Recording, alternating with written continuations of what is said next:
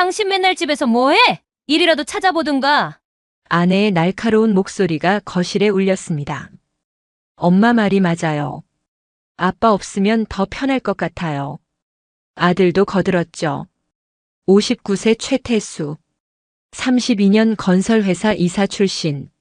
명예퇴직 후 가족에게 짐 취급받다가 이혼당했습니다. 노후 자금 3,800만 원까지 통째로 빼앗겼죠. 하지만 포기하지 않았습니다. 59세에 다시 시작했고 대박이 났습니다. 그러자 무릎 꿇고 빌더군요. 과연 무슨 일이 있었을까요? 당신 맨날 집에서 뭐해? 일이라도 찾아보든가. 친구들 남편은 다 일하는데 나만 창피하게.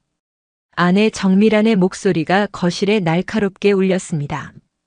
최태수는 소파에 앉아 리모컨을 쥔 채 멍하니 텔레비전을 바라보고 있었죠. 화면에서는 아침 드라마가 흘러나왔지만 내용은 하나도 들어오지 않았습니다. 엄마 말이 맞아요. 아빠 집에만 계시니까 분위기가 너무 답답해요. 31살 아들 최준영이 거들었습니다. 식탁에 앉아 아침을 먹으면서도 아버지를 향한 시선은 차갑기만 했죠. 최태수는 59세였습니다. 32년을 근무한 중견 건설회사에서 이사까지 올랐던 사람이었죠. 하지만 6개월 전 구조조정으로 명예퇴직을 당했습니다. 퇴직금 5억 원을 받았지만 기쁘지 않았죠. 갈 곳이 사라진 기분이었습니다. 매일 아침 6시에 일어나 출근하던 삶이 한순간에 무너졌습니다. 처음 한 달은 그래도 괜찮았습니다. 오랜만에 쉬는 것도 나쁘지 않다고 생각했죠. 하지만 2달째부터 달라지기 시작했습니다. 아내의 눈빛이 차가워졌습니다. 아이들도 점점 거리를 두기 시작했죠. 아침을 먹고 나서 정미라는 외출 준비를 했습니다. 평소보다 화장을 진하게 하고 있었죠.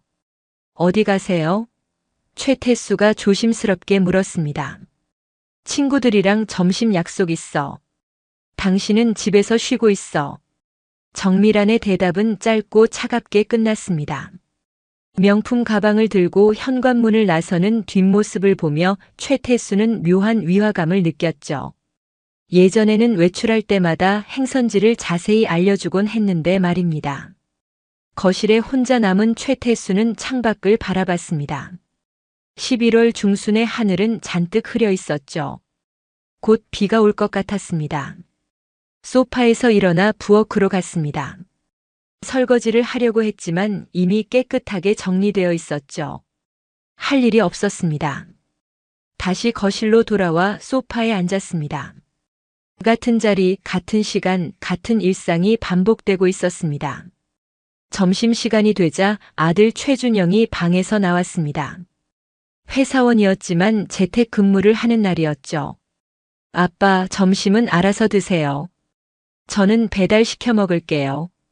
준영은 휴대폰을 보며 말했습니다. 눈도 마주치지 않았죠. 같이 먹을까? 최태수가 제안했지만 대답은 돌아오지 않았습니다. 준영은 이미 자기 방으로 들어가 문을 닫아버렸습니다. 냉장고를 열었습니다. 반찬이 몇 가지 있었지만 혼자 먹기에는 너무 많았죠. 라면을 끓였습니다. 물이 끓는 소리만 부엌에 울렸습니다.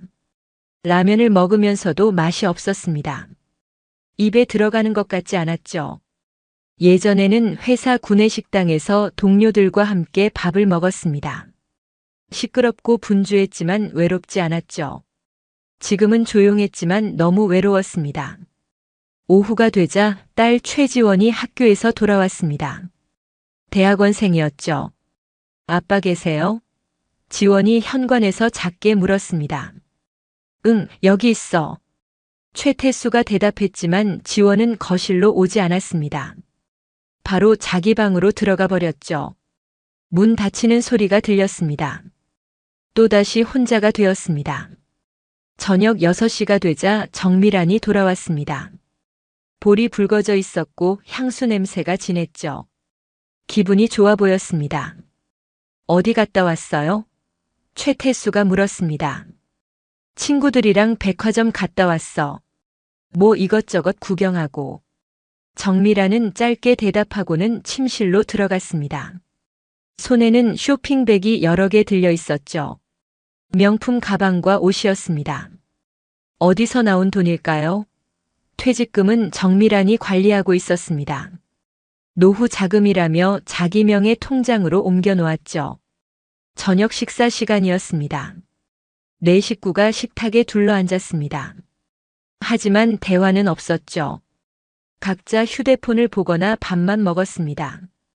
최태수가 입을 열었습니다. 요즘 취업 준비는 어때? 준영에게 물었죠. 아들은 지금 회사에 다니고 있지만 이직을 준비 중이었습니다. 그냥 그래요. 짧은 대답이었습니다. 더 이상 물어볼 수 없었죠. 밤 10시가 넘었습니다. 최태수는 침실로 들어가려다가 거실에서 들리는 소리에 발걸음을 멈췄습니다. 정미란과 준영의 목소리였죠. 복도 끝에서 희미하게 들렸습니다. 엄마, 이제 정말 이혼할 거예요? 준영의 목소리였습니다. 그래야겠지. 이렇게 계속 살 수는 없잖아. 정미란의 대답이 들렸습니다. 아빠가 집에만 계시니까 정말 답답해요. 나도 스트레스 받아서 미치겠어. 친정에서 재산 이야기 나왔잖아요. 그것만 잘 정리하면 되죠. 준영이 말했습니다. 최태수는 그 자리에서 얼어붙었습니다.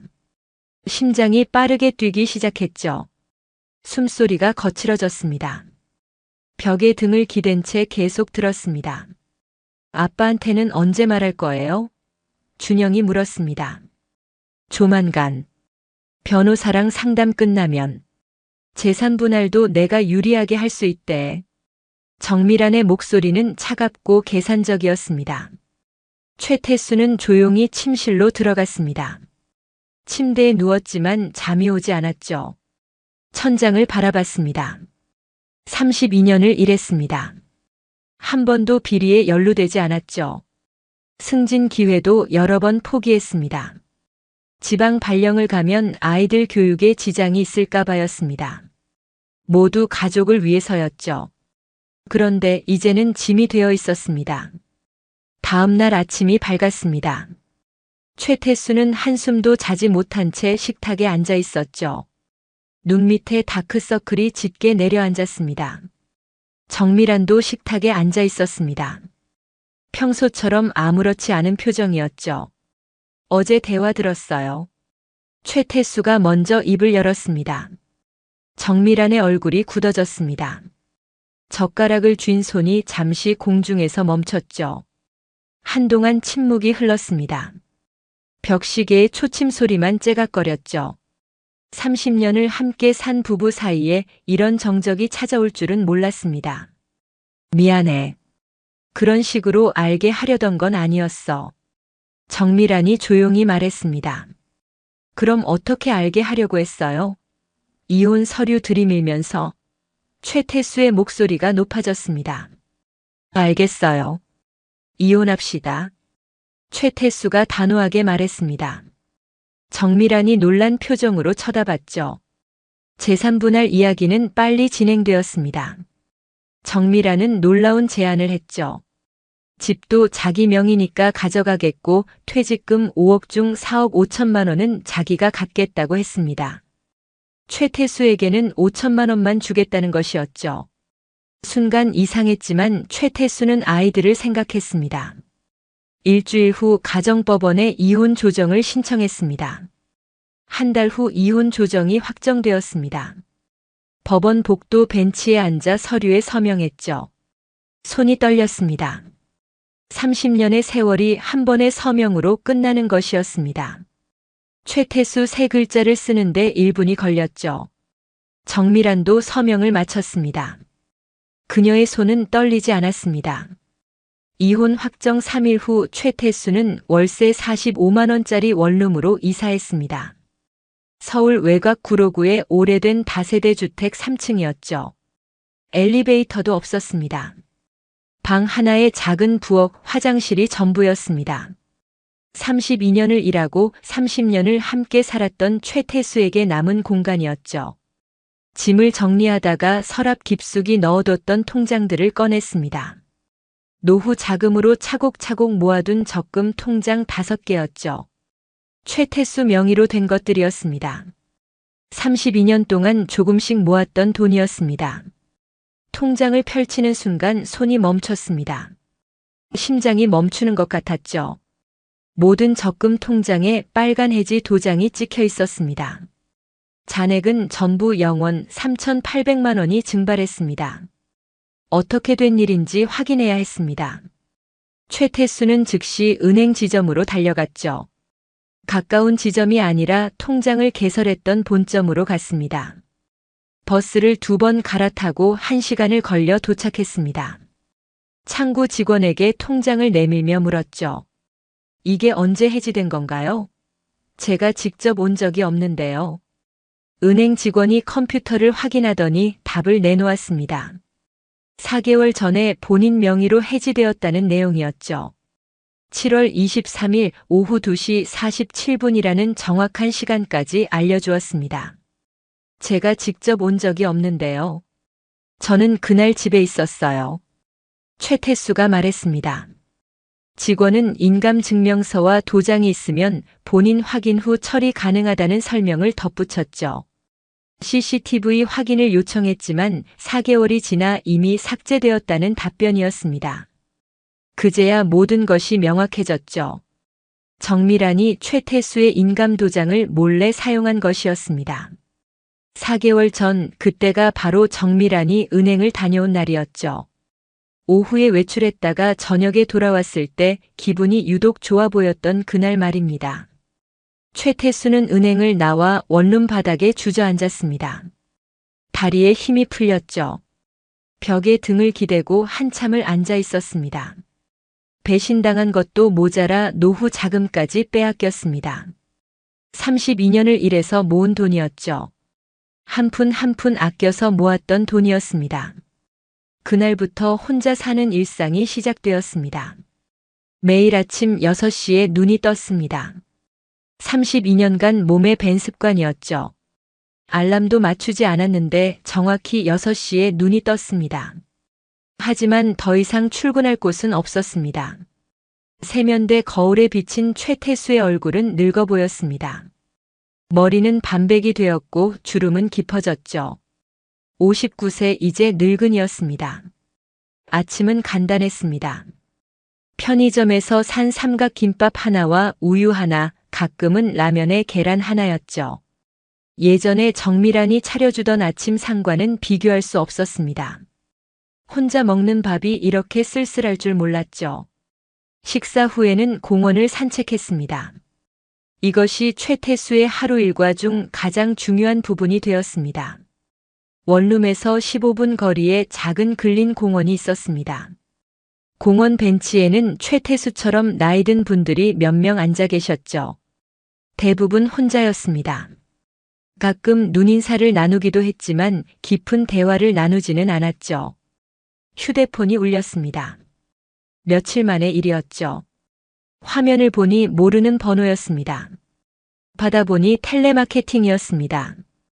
보험 상품 안내였죠. 아이들한테서는 연락이 없었습니다. 준영도 지원도 이혼하고 나서 한 번도 연락이 없었죠.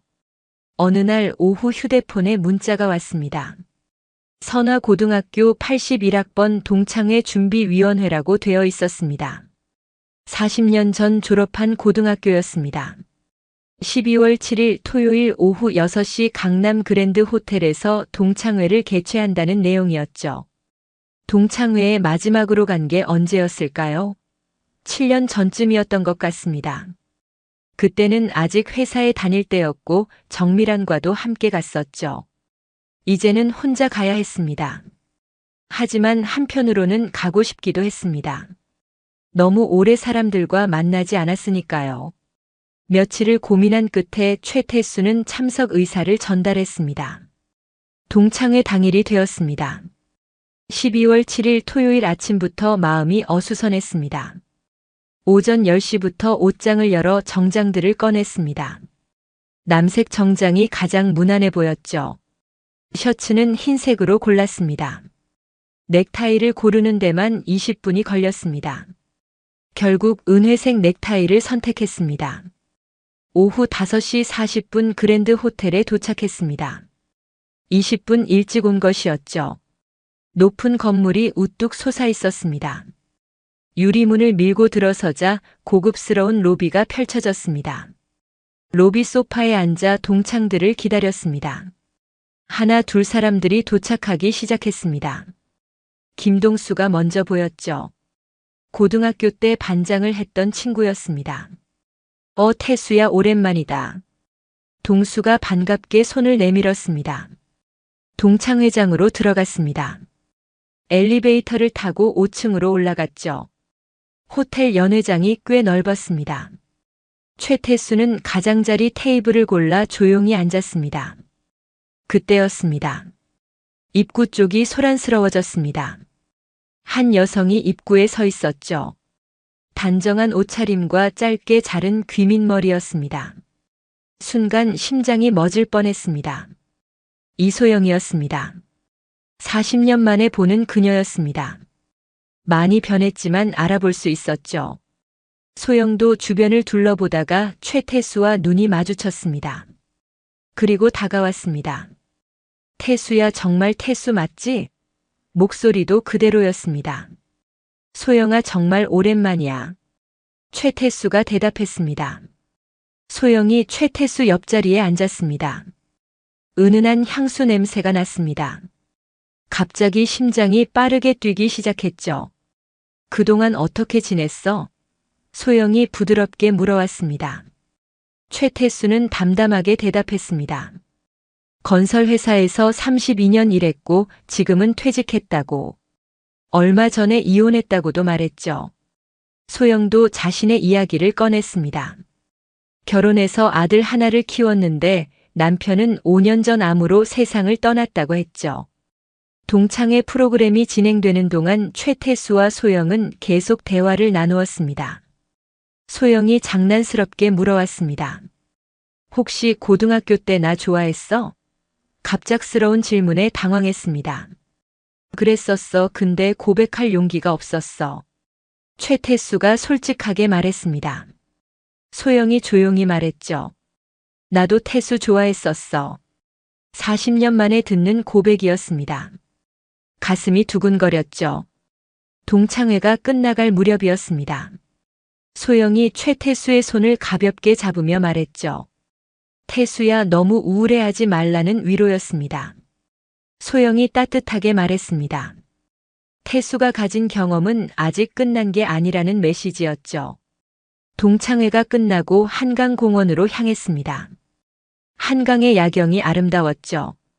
소영이 자신의 이야기를 더 꺼냈습니다. 어떻게 극복했냐는 최태수의 물음에 시간이 약이라는 답이 돌아왔습니다. 그런데 태수야, 소영이 말을 이었습니다. 내가 아는 후배가 있는데 부동산 개발 컨설팅 회사를 운영해. 시니어 고문을 찾고 있더라고.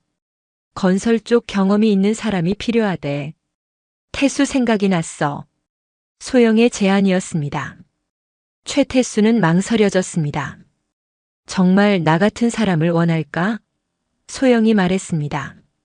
나이는 문제가 안 된다고. 면접이라도 한번 봐보는 게 어떠냐고 했죠.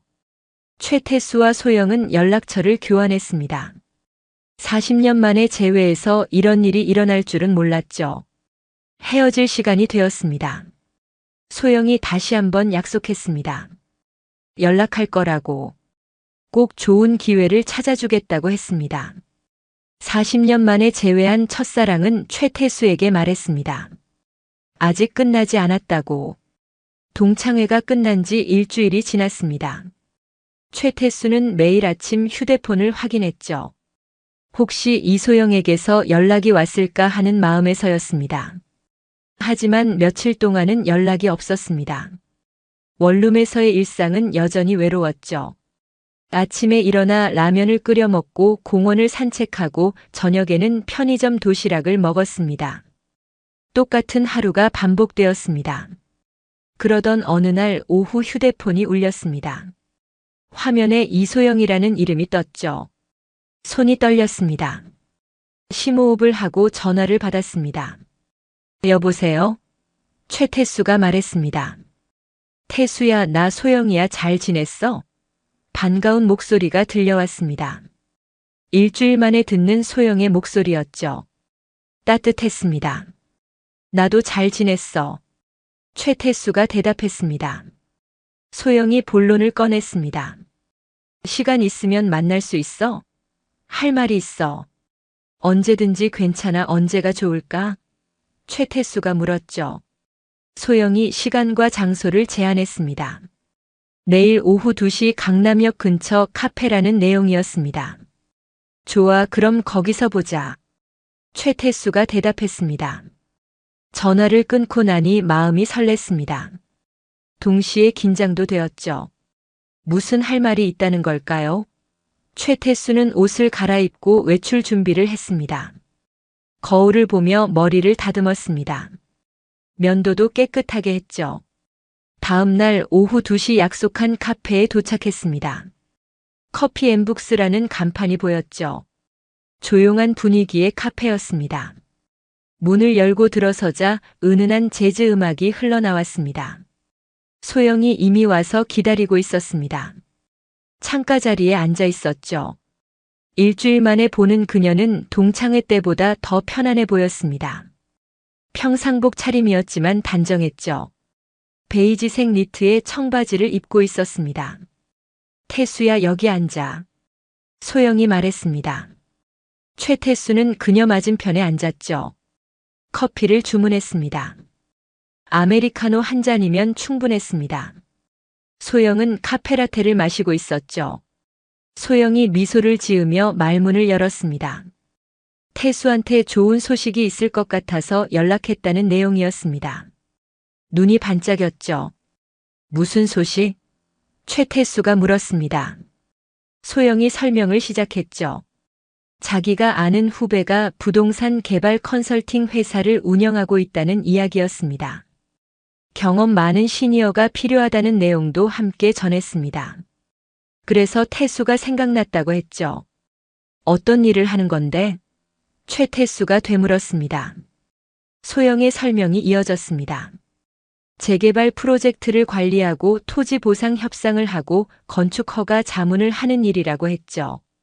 주로 중소건설사들이 고객이라고 했습니다. 32년 건설 경험이 있는 태수가 딱이라는 말도 덧붙였습니다. 이론보다는 현장 경험이 필요한 일이라고 강조했죠. 하지만 최태수는 망설여졌습니다. 정말 나 같은 사람을 원할까? 59세이고 최신 트렌드도 모르는데 젊은 사람들과 잘 어울릴 수 있을까? 소영이 최태수의 걱정을 읽은 듯 말했습니다. 나이는 문제가 안 된다는 내용이었죠. 오히려 그 나이의 경험이 필요한 거라고 했습니다.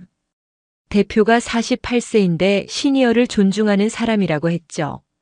면접이라도 한번 봐보는 게 어떠냐는 제안도 나왔습니다. 부담 갖지 말고 그냥 만나보기만 하면 된다는 것이었죠. 고마워 소영아, 생각 좀 해볼게. 최태수가 대답했습니다.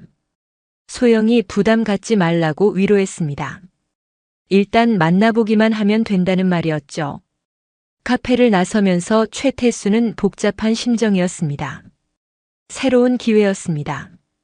하지만 동시에 두려움도 있었죠. 실패하면 어쩌지? 집에 돌아와 하루 종일 고민했습니다.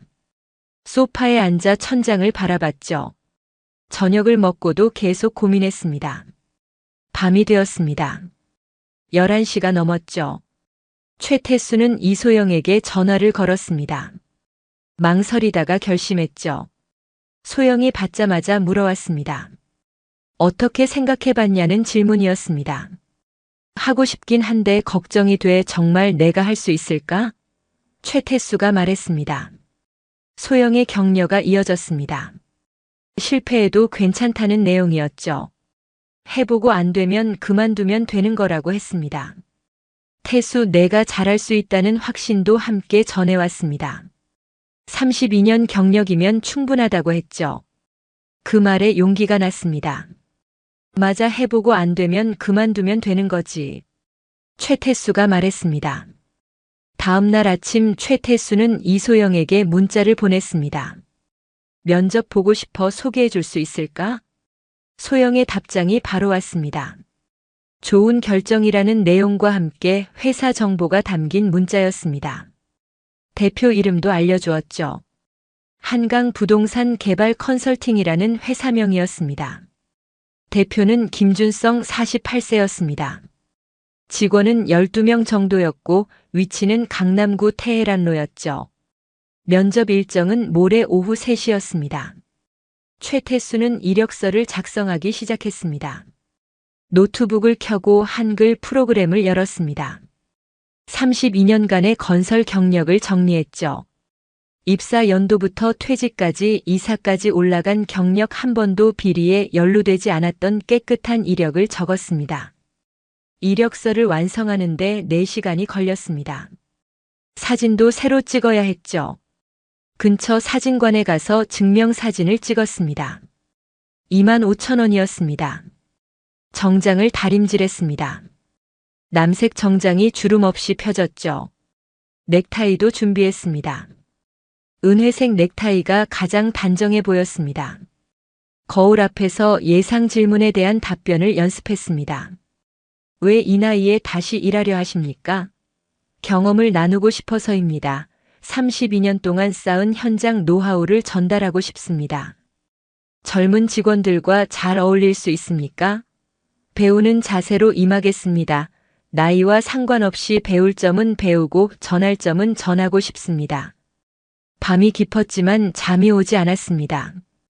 오랜만에 면접을 보는 긴장감 때문이었죠. 마지막 면접이 언제였을까요? 32년 전 건설회사 입사 면접이었습니다. 면접 전날 밤 이소영에게서 전화가 왔습니다. 10시가 넘은 시간이었죠. 소영의 목소리가 따뜻했습니다. 내일 긴장하지 말라는 당부였습니다. 준성이가 정말 좋은 사람이라는 설명도 덧붙였습니다. 어른을 존중할 줄 안다고 했죠. 태수 경험이면 충분하다는 확신도 전해왔습니다. 정말 고마워 소영아. 최태수가 말했습니다. 통화를 마치고 나니 마음이 한결 편해졌습니다. 다음 날 오후 3시 최태수는 강남 테헤 랄로에 도착했습니다. 높은 빌딩들이 줄지어서 있었습니다. 유리로 된 고층 건물들이 햇빛을 반사하며 반짝였죠. 젊은 직장인들이 바쁘게 오가고 있었습니다. 모두 자신감 있어 보였죠. 엘리베이터를 타고 12층으로 올라갔습니다. 12층 문 앞에 섰습니다. 문을 열고 들어가자 깔끔하고 현대적인 사무실이 펼쳐졌습니다. 화이트톤의 인테리어였죠. 20대에서 30대로 보이는 젊은 직원들이 컴퓨터 앞에서 일하고 있었습니다. 안녕하세요. 최태수입니다. 김준성 대표님과 약속이 있는데요. 최태수가 말했습니다. 곧 한 남성이 나타났습니다. 키가 크고 인상이 좋은 40대 후반의 남성이었죠. 동그란 뿔테 안경을 쓰고 있었고 얼굴에는 미소가 가득했습니다. 안녕하세요. 김준성입니다. 그가 정중하게 인사하며 손을 내밀었습니다. 악수가 따뜻했죠. 이소영 선배님께 말씀 많이 들었다는 내용도 덧붙였습니다. 악수를 나누고 회의실로 들어갔습니다. 깔끔한 화이트 테이블과 편안한 의자가 있었죠. 준성이 최태수의 이력서를 보며 감탄했습니다. 32년 건설 경력이 정말 대단하다는 평가였습니다. 눈을 빛내며 읽고 있었죠. 면접이 시작되었습니다. 준성이 첫 질문을 던졌죠. 퇴직 이유가 궁금하다는 물음이었습니다. 구조 조정으로 인한 명예퇴직이었습니다. 최태수가 대답했습니다. 솔직하게 대답했습니다. 회사가 어려워져서 임원급부터 정리를 시작했다는 이야기였죠. 하지만 32년간 한 번도 비리에 연루되지 않았다는 말도 덧붙였습니다. 준성이 다음 질문을 이었습니다. 왜 다시 일하려 하느냐는 내용이었죠. 32년간 쌓은 경험을 나누고 싶습니다. 그리고 아직 일할 수 있는 나이라고 생각합니다. 최태수가 대답했습니다. 젊은 직원들과 소통이 가능하겠느냐는 질문도 나왔습니다. 배우는 자세로 임하겠습니다. 최태수가 대답했습니다. 준성의 표정이 밝아졌습니다. 좋은 답변이라는 반응이었죠. 준성이 회사에 대한 설명을 시작했습니다. 재개발 프로젝트 컨설팅을 한다는 내용이었죠. 하지만 젊은 직원들만으로는 현장 감각이 부족하다는 설명이었습니다. 그래서 최태수님 같은 분이 필요하다는 말도 덧붙였습니다. 근무 조건도 제시되었습니다. 주 4일 출근 월요일과 화요일과 목요일과 금요일이었습니다. 오전 9시부터 오후 5시까지였죠. 월급은 300만 원이었습니다. 수습 기간 3개월 후 정규직 전환이었죠. 300만 원 생각보다 괜찮은 금액이었습니다. 월세 45만 원을 내고도 생활비가 충분했죠. 준성이 배려 있게 말했습니다. 생각할 시간을 드리겠다는 내용이었습니다. 감사합니다. 며칠 생각해보고 연락드리겠습니다. 최태수가 말했습니다. 집에 돌아와 이틀을 고민했습니다. 사흘째 되는 날 최태수는 이소영에게 전화를 걸었습니다. 소영의 격려가 들려왔습니다. 최태수는 김준성에게 전화를 걸었습니다. 대표님 최태수입니다. 하고 싶습니다. 기회를 주시면 최선을 다하겠습니다. 준성의 반가운 목소리가 들려왔습니다. 다음 주 월요일 첫 출근을 부탁한다는 내용도 전해왔습니다. 주말 동안 최태수는 마음을 정리했습니다. 정장을 다시 손질했죠. 월요일 아침 6시 알람이 울리기도 전에 눈이 떴습니다. 샤워를 하고 정장을 입었죠. 거울을 보니 달라 보였습니다. 뭔가 활력이 생긴 것 같았죠. 8시 50분 사무실로 들어갔습니다. 준성이 직접 맞이해 주었죠. 환영한다는 인사와 함께 따뜻한 악수를 나눴습니다. 전체 직원 앞에서 소개가 이루어졌죠. 여러분 오늘부터 함께 일하실 최태수 고문님입니다. 준성의 소개가 이어졌습니다. 32년간 건설 현장에서 쌓으신 경험을 저희와 공유해 주실 예정이라는 설명이었죠. 직원들이 일어나 인사했습니다. 모두 최태수의 아들, 딸 되는 나이였죠. 첫 출근 일주일이 지났습니다. 최태수는 회사 생활에 조금씩 적응했죠. 처음에는 어색했던 젊은 직원들과의 관계도 점점 좋아졌습니다. 첫 주는 정말 힘들었습니다. 컴퓨터 프로그램도 낯설었고 젊은 직원들의 업무 방식도 달랐습니다. 점심시간에는 혼자 먹었습니다. 하지만 둘째 주부터 달라지기 시작했습니다. 어느 재개발 프로젝트의 복잡한 토지 보상 문제를 해결해 드렸을 때였죠. 구로구에 있는 재개발 현장이었습니다. 토지 소유주 20명과의 협상이 교착 상태였습니다. 젊은 직원들이 일주일을 고민했지만 해결책을 찾지 못했죠. 최태수가 자료를 보는 순간 답이 보였습니다. 32년 경험이 빛을 발하는 순간이었죠. 보상금을 개별 협상이 아니라 집단 협상으로 전환하고 이주 대책을 구체적으로 제시했습니다. 3일 만에 협상이 타결되었습니다. 프로젝트가 재개되었죠. 건설사 대표가 직접 전화를 걸어 감사하다고 했습니다. 젊은 직원들이 놀라워했습니다. 해결책이 보인다는 것과 현장 경험이 주는 통찰력에 대해 감탄했죠. 김하늘 대리가 다가와 물었습니다. 어떻게 그렇게 빨리 보셨냐고 했습니다. 최태수는 웃으며 대답했죠. 32년 동안 비슷한 케이스를 수십 번 봤다고. 그날 이후 직원들이 최태수를 찾기 시작했습니다. 어려운 케이스가 있으면 최 고문님께 여쭤보자고 했죠. 점심시간에도 같이 가자고 했습니다. 3개월이 지나자 프로젝트 성공률이 높아졌습니다. 준성이 최태수를 불러 기쁜 소식을 전했습니다. 정규직 전환은 물론이고 급여를 월 650만 원으로 인상하겠다는 내용이었습니다. 거의 2배 이상이었죠. 프로젝트 성과금도 별도로 지급되니 실제 수입은 더 많아질 거라고 했죠. 그리고 얼마 후 더 큰 일이 생겼습니다. 지역 신문 기자에게서 연락이 왔습니다. 중소기업 성공 사례를 취재하고 싶다는 제안이었죠. 준성이 최태수를 추천했다고 했습니다. 기자가 사무실을 방문했습니다. 1시간 동안 인터뷰했습니다. 59세에 새로 시작한 이야기와 이혼 후 다시 일어선 이야기와 32년 경력으로 중소건설사를 돕는 이야기를 들었습니다. 일주일 후 기사가 나갔습니다. 59세 신입 고문 32년 경험으로 중소건설사 살린다라는 제목이었죠. 최태수의 사진과 함께 인터뷰 내용이 실렸습니다. 기사가 나간 다음 날 휴대폰이 울렸습니다. 모르는 번호가 아니었죠. 아들 최준영이었습니다. 몇 개월 만에 연락이었습니다. 아버지 잘 지내시죠? 준영의 목소리는 어색했습니다. 평소보다 높았죠. 그런데 아버지 신문 기사 봤어요. 대단하시던데요. 준영이 말했습니다. 갑자기 칭찬이 나왔죠. 준영이 뜸을 들이더니 본론을 꺼냈습니다. 요즘 이직 준비를 하느라 학원비도 들고 생활비도 빠듯하다는 이야기였죠. 500만 원만 빌려줄 수 있겠냐는 요청도 함께 나왔습니다.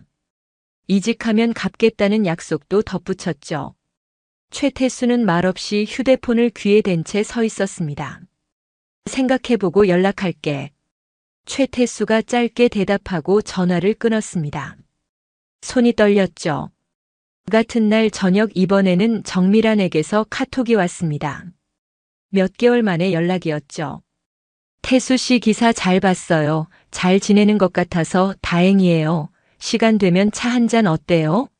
할 말이 있어요. 정미란의 메시지였습니다. 최태수는 며칠을 고민했습니다. 하지만 결국 만나기로 했습니다. 사흘 후 카페에서 정미란을 만났습니다. 강남역 근처 조용한 카페였죠. 정미란은 예전보다 화장을 진하게 하고 있었습니다. 명품 가방을 들고 있었습니다. 오랜만이네요. 잘 지내는 것 같아서 다행이에요. 미란이 밝은 목소리로 말을 걸어왔습니다. 사실은 할 이야기가 있어서요. 미란이 본론을 꺼냈습니다. 우리 다시 한번 생각해보면 안 될까 하는 내용이었죠. 재결합을 말하는 것이었습니다. 그 순간 카페 문이 열리며 아들 최준영이 들어왔습니다. 분명히 계획된 일이었죠. 아버지, 엄마 말씀 들어보세요. 우리 다시 가족이 되면 안 될까요? 최태수는 씁쓸하게 웃었습니다. 둘이 짜고 온 거구나. 내가 돈을 벌기 시작해서 그런 거 아니야? 최태수가 직격탄을 날렸습니다. 정미란의 얼굴이 굳어졌습니다. 그리고 결정타를 날렸습니다. 적금 3,800만 원 빼돌린 건 어떻게 설명할 거요? 내 인감도장 몰래 써서 해지한 거 7월 23일 오후 2시 47분 내가 다 알고 있어요. 정미란과 최준영이 동시에 얼어붙었습니다. 얼굴이 하얗게 변했죠.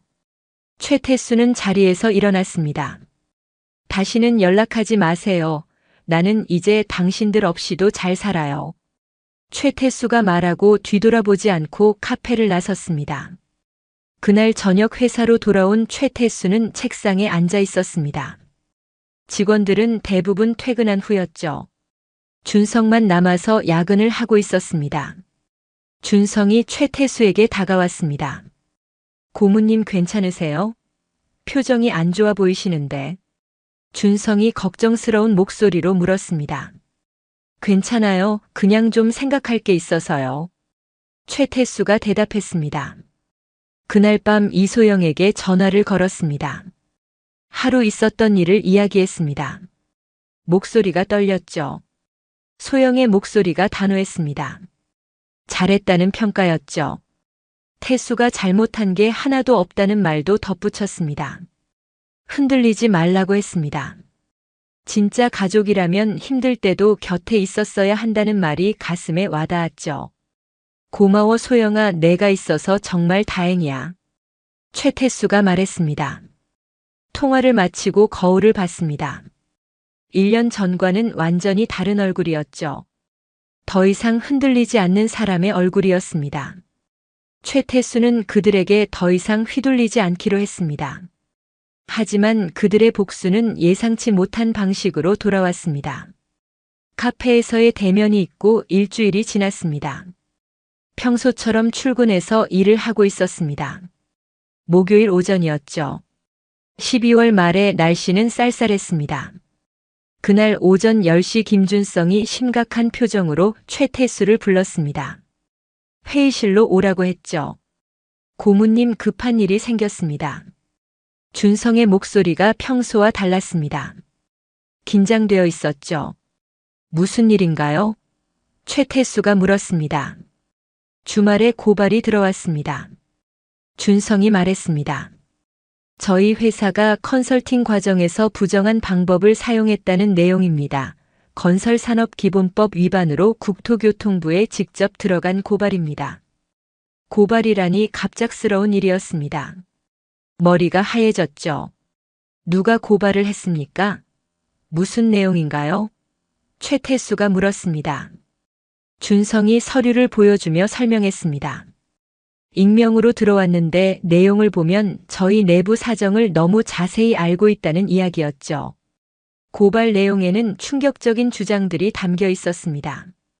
최태수가 자격 없이 컨설팅을 했다는 거짓 주장과 급여가 과도하게 높다는 내용이었습니다.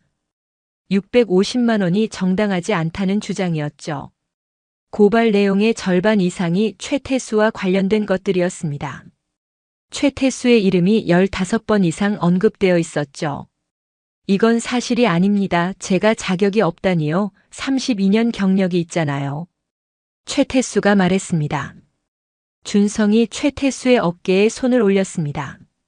걱정하지 말라는 위로였죠. 자기는 최태수를 100% 믿는다는 확신도 함께 전했습니다. 모든 서류를 준비해서 조사에 대응하겠다고 했죠. 며칠 후 국토교통부 조사관들이 회사에 나왔습니다. 3명의 조사관이었습니다. 각종 서류를 검토하고 직원들을 면담했죠. 사무실 분위기가 무거워졌습니다. 최태수도 조사를 받았습니다. 별도 회의실에서 2시간 동안 진행되었죠. 건설 관련 자격증이 있습니까? 남성 조사관이 물어왔습니다. 건축기사 자격증이 있습니다. 1992년에 취득했습니다. 최태수가 대답했습니다.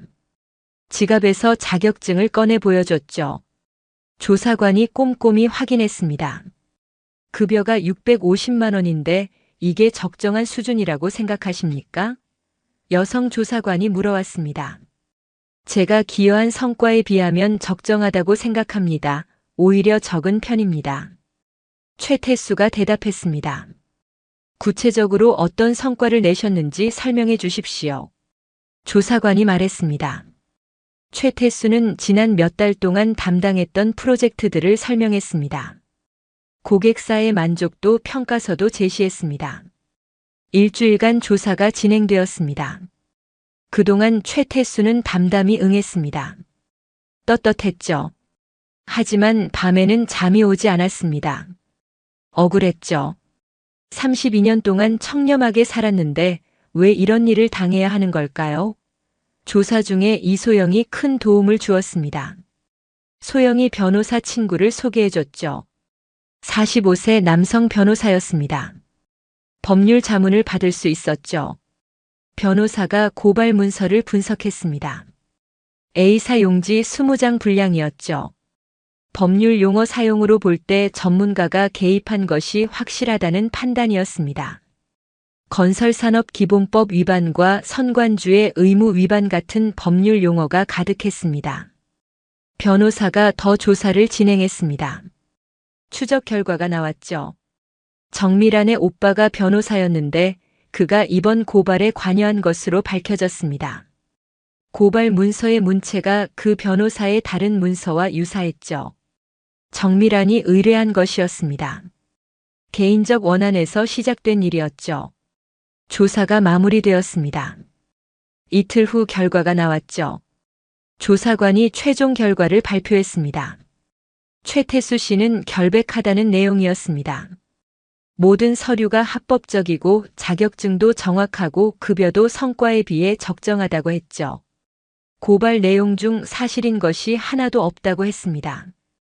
더 놀라운 사실이 드러났습니다. 조사관이 최태수의 과거 이력을 확인하는 과정에서 알게 된 것이었죠.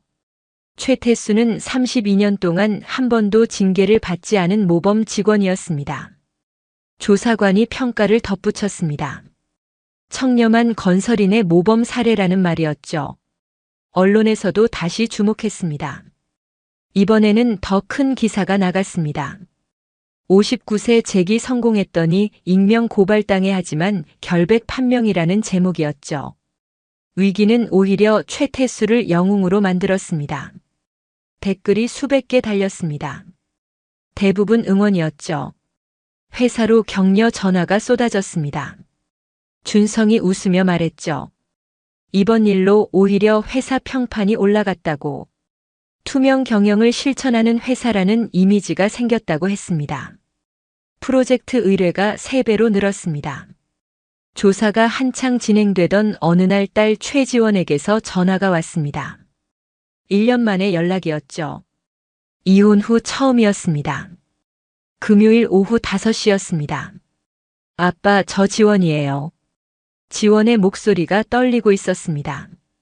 울고 있는 것 같았죠. 그래, 지원아, 무슨 일이야? 괜찮아?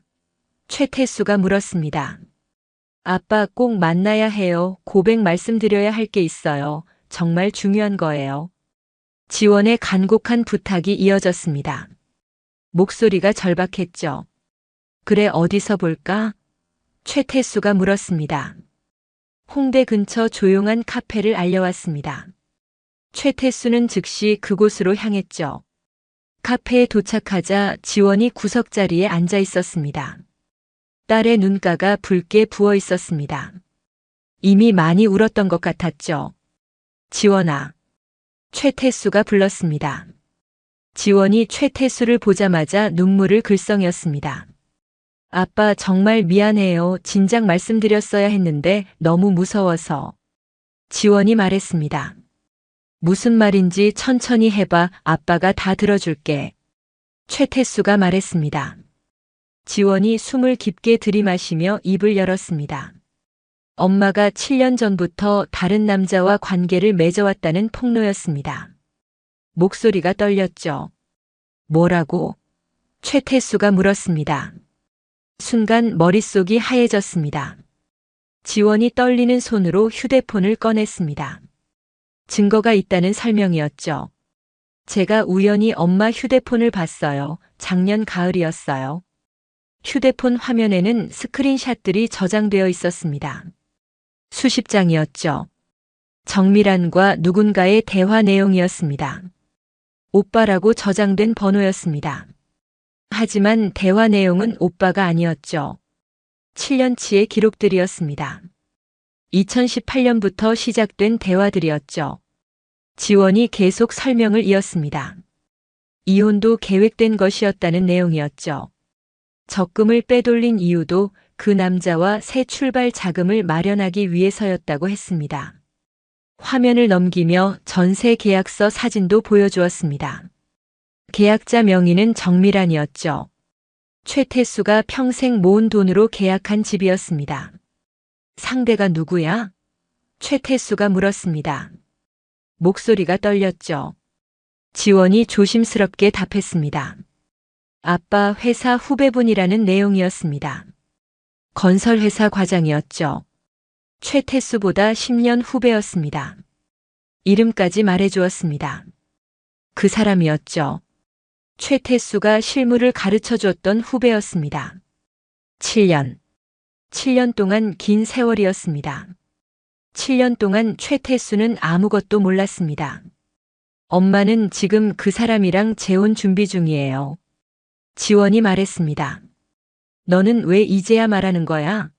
최태수가 물었습니다. 지원의 눈에서 눈물이 흘러내렸습니다. 무서워서 말하지 못했다는 고백이었죠. 하지만 아빠가 고발당한 걸 보고 더 이상 참을 수 없었다는 말도 덧붙였습니다. 미안해요. 아빠, 정말 미안해요. 지원이 테이블에 엎드려 울었습니다. 내 잘못이 아니야. 엄마 잘못이지. 최태수가 말했습니다. 이소영이 소개해준 변호사를 다시 만났습니다. 지원이 제공한 증거들을 모두 보여드렸죠. A사 용지 60장 분량이었습니다. 변호사의 판단이 나왔죠.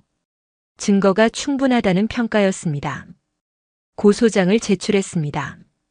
인감도장 무단 사용으로 인한 횡령과 7년 불륜에 대한 위자료 청구였죠. 2달 후 1심 판결이 나왔습니다. 서울 남부지방법원 가정법원이었죠. 최태수는 법정에 섰습니다. 정밀안도 있었죠. 전면 승소였습니다. 판사가 판결문을 읽었죠. 3,800만 원 전액 반환과 위자료 2,400만 원 추가 지급이었습니다. 총 6,200만 원을 돌려받게 되었죠. 7년 불륜이 인정되었습니다. 정밀안과 불륜 상대 모두 사회적으로 큰 타격을 받았습니다. 그 후배는 회사에서 징계를 받았습니다.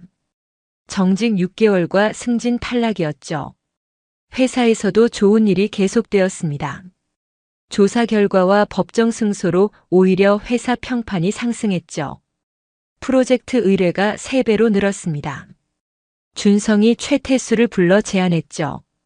급여를 월 950만 원으로 인상하겠다는 내용이었습니다. 거의 3배 가까이였죠.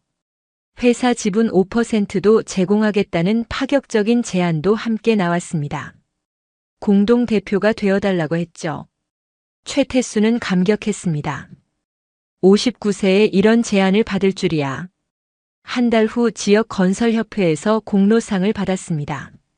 시상식이 강남구청 대강당에서 열렸습니다. 상패를 받으며 단상에 섰을 때 객석에서 이소영이 박수를 치고 있었습니다. 준성도 옆에 앉아 있었죠. 딸 지원도 박수를 치고 있었습니다. 7년 불륜과 계획된 이혼과 재산 빼돌림 모든 진실이 밝혀졌습니다. 최태수는 이제 완전히 자유로워졌죠. 시상식이 끝난 저녁 최태수는 이소영과 함께 한강공원을 걸었습니다. 12월 말 밤 공기가 차갑게 느껴졌죠. 하지만 마음은 따뜻했습니다. 소영아. 최태수가 불렀습니다. 소영이 고개를 돌렸습니다. 최태수는 그녀의 손을 잡았습니다. 따뜻했죠. 40년 만에 잡는 손이었습니다. 우리 결혼하자. 최태수가 말했습니다. 소영의 눈에 눈물이 고였습니다. 입가에 미소가 번졌죠. 대답 대신 천천히 고개를 끄덕였습니다. 한참을 끄덕이고 있었죠.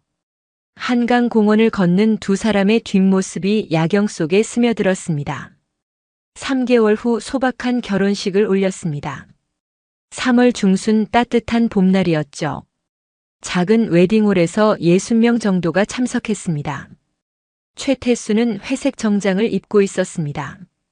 이소영은 다몽색 드레스를 입고 있었죠. 두 사람 모두 59세였습니다. 늦은 나이에 결혼식이었지만 행복해 보였습니다. 딸 최지원이 아버지 편에서 함께 해주었습니다. 연보라색 드레스를 입고 있었죠. 아빠 정말 축하해요. 행복하세요. 지원이 말했습니다.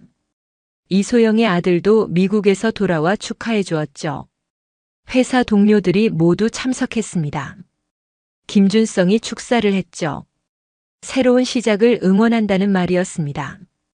결혼식이 끝나고 피로연이 이어졌습니다. 작은 레스토랑을 빌렸습니다. 지원이 최태수에게 다가왔습니다. 아빠, 오빠는 왜 안 왔어요? 지원이 조심스럽게 물었습니다. 초대했지만 오지 않았다는 대답이었죠. 준영은 아직도 마음을 정리하지 못한 것 같다고 했습니다. 엄마는요? 지원이 다시 물었습니다. 초대하지 않았어. 최태수가 짧게 대답했습니다. 용서는 했지만 관계를 회복할 생각은 없다고 했습니다. 지원은 고개를 끄덕였습니다. 저녁이 되어 최태수와 이소영은 새 아파트로 향했습니다. 마포구의 조용한 아파트였죠. 33평 햇살이 잘 드는 남향이었습니다. 아파트 거실에 앉아 창밖을 바라봤습니다. 한강이 보였습니다. 이소영이 드립 커피를 내려주었습니다. 두 사람은 소파에 나란히 앉아 커피를 마셨죠. 1년이 흘렀습니다. 어느 아침 최태수는 이소영과 함께 거실에 앉아 있었습니다. 창밖으로 봄 햇살이 들어왔죠. 최태수는 세면대 거울 앞에 섰습니다. 거울 속 최태수의 얼굴을 바라봤죠. 주름은 여전히 깊었습니다. 60세가 되었습니다. 하지만 눈빛이 달랐습니다. 최태수는 깨달았습니다. 나이는 숫자가 아니라는 것을, 어떻게 사느냐의 문제라는 것을, 포기하지 않는 것의 중요함을, 진실은 결국 밝혀진다는 것을, 버티는 자가 이긴다는 것을 말이죠. 회사에서도 좋은 소식이 계속되었습니다.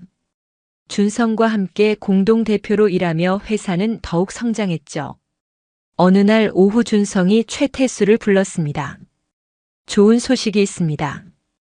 대형 건설사에서 우리 회사와 장기 계약을 제안했습니다. 3년 계약이고 연간 계약금이 15억 원입니다. 준성이 설명했습니다. 최태수는 놀랐습니다. 이유가 뭔가요? 최 대표님의 평판 때문입니다. 준성의 말이었죠. 그날 저녁 집에 돌아와 소영에게 소식을 전했습니다. 소영이 환하게 웃으며 축하해 주었죠. 딸 지원도 자주 집에 놀러 왔습니다. 대학원을 졸업하고 취업도 했죠. 어느 날 지원이 남자친구를 데리고 왔습니다. 아빠 소개해 드릴 사람이 있어요. 최태수는 반갑게 맞아주었습니다. 어느 토요일 오후 최태수는 봉사활동을 나갔습니다. 중년 재취업 컨설팅 무료 제공이었죠. 일주일에 한 번 구로구 평생학습관에서 진행했습니다. 50대와 60대 분들이 모였습니다. 최태수는 자신의 경험을 나눴습니다. 59세에 다시 시작한 이야기를 했습니다. 많은 분들이 희망을 얻었다고 말했습니다. 공원을 걸었습니다. 벤치에 앉아 하늘을 바라봤죠. 2년 전을 떠올렸습니다. 원룸에서 혼자 라면을 먹던 때를 말이죠. 하지만 포기하지 않았습니다. 그리고 지금 여기 있습니다. 집에 돌아오니 소영이 저녁을 준비하고 있었습니다.